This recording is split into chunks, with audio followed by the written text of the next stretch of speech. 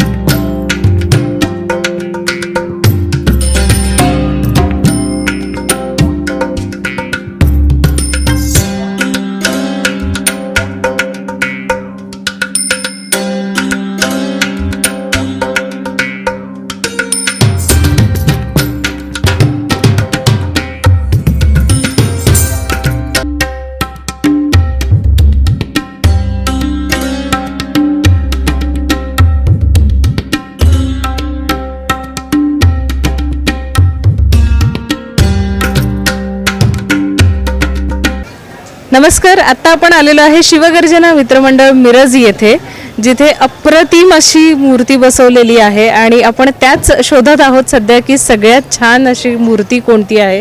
तर मंडळाचे सभासद आता आपल्या सोबत आहेत। नमस्कार सर। नमस्ते।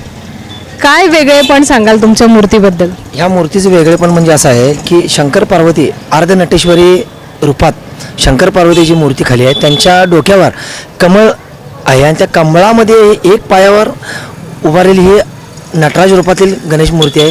हे एक मिरजेतलं एक वेगळंच वैशिष्ट्य आहे त्याचं। कितवं वर्ष आहे आता तुमचं मंडळाचं? हे मंडळाचं माझ्या आता 35वं वर्ष चालू आहे। 1989 साली हे मंडळ मी स्वतः स्थापन केलेलं आहे। अच्छा। तेव्हापासून आजपर्यंत बरेच सभासद झाले असतील, बरेच तुमच्यासोबत आलेले असतील, तर त्या सगळ्यांचा किंवा इथं या गल्लीत राहणाऱ्या सगळ्यांचा रिस्पॉन्स कसा असतो? खूप छान रिस्पॉन्स आहे।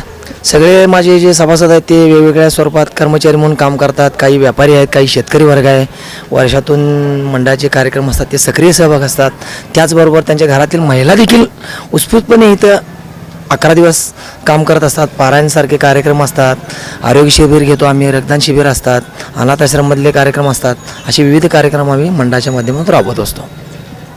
नक्कीच। पण खूप सुंदर मूर्ती आहे। तुम्ही बघितलं तर खाली अर्धनटेश्वर आहे, जिथे अर्ध पार्वती आणि अर्ध शंकर अशी ही मूर्ती आहे। त्यानंतर कमळ आहे, खूप सुंदर अशी वरती नटराज रूपातली ही मूर्ती आहे। कितीही आपण ह्या मूर्तीबद्दल बोललं तरी कमीच आहे, इतकी छान आणि सुंदर ही अशी मूर्ती आहे। आणि सगळ्यात महत्त्वाचे डोळ्यातले भाव, खूप सुंदर असे हे डोळ्यातले भाव आहेत। असं वाटतंय की प्रत्येकाला ही मूर्ती, हा गणेश माझ्याकडेच पाहतोय। अशा विविध मूर्त्या आपण अजून बघणार आहे मिरजेमध्ये। हे खूप वेगळेपण आहे आणि त्याच स्पर्धा आपण आता घेतलेल्या आहेत। असेच आमच्यासोबत बनून राहा। धन्यवाद।